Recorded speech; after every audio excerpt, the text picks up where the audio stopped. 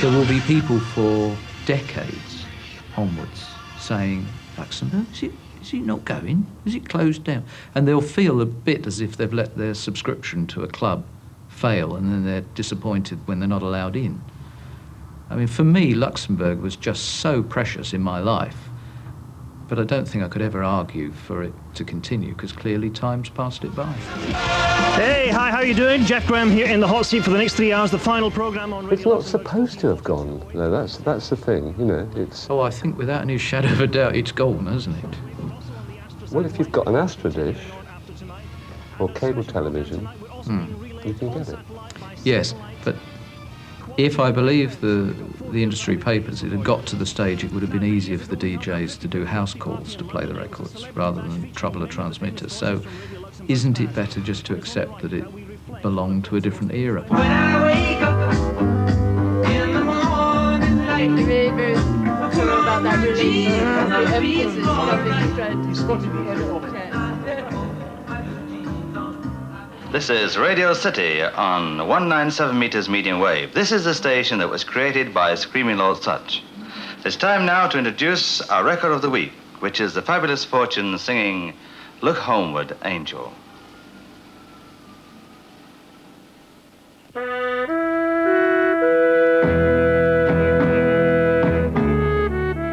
Radio Luxembourg, it's casualty of its own success, because it was the first there doing that style of music, and in the 60s along come all the pop pirates to give the Radio Luxembourg treatment all day long, and that's exactly what they did with Radio Caroline, Radio London and Radio Sutch. So we was all only, you know, imitating Radio Luxembourg. And good morning everyone, welcome to the exciting new sound of Radio 1. The kids had music, their own music, for the first time ever. It was very quickly copied by dozens of other stations doing the same sort of thing. Poor old Luxembourg started to disappear after that. They lost their audience. Here's the microphone on the floor again, and I can see you now. Stewart, my friend, many people have called up tonight to wish us good wishes, but the question on everybody's lips is Stewart Henry there tonight, and of course, here you are. I am indeed. Alive and kicking. Just well. Not kicking, my darling. I'm certainly alive. Your tongue's kicking, that's all that matters to us. Okay. So, tell us, when did you first come to Radio Luxembourg? 75. 1975. What was Luxembourg like in those days for you? Very, well, it wasn't a huge cosmopolitan city it's become now. It was quite a little rural type place with strange customs. But my dear friend Tony Prince brought a lovely breath of insanity. So, Stuart, are you trying to suggest that it was either yourself or Tony that changed Luxembourg from the quiet little place that it was into the place that it is today? Oh, indeed. Absolutely. It is all due to Tony Prince, this huge, bustling, cosmopolitan. Bob Stewart, close your mouth, you're catching flies. You're catching flies. You've been with the station for what, 69? Yes, 1869.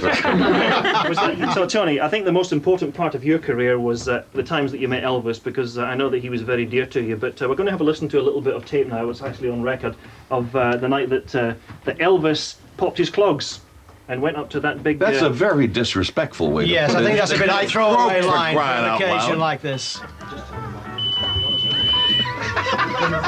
Elvis Presley, the legendary king of rock and roll, died suddenly in hospital in Memphis, Tennessee tonight. He was 42. Radio Luxembourg was the first radio station in Europe to ever feature Elvis Presley. Here is the message which Elvis gave for his fans across the Atlantic. I just found that I really love their devotion, and that we gotta come see them. We got to. I've been saying it for years, but we will. That promise has not been able to have been fulfilled, but that was probably no fault of Elvis. And can I, Tony Prince, say, on behalf of a radio station who has lived on him as much as he has lived on us, say, God bless Elvis Presley. Well, they've been so your last word on tour.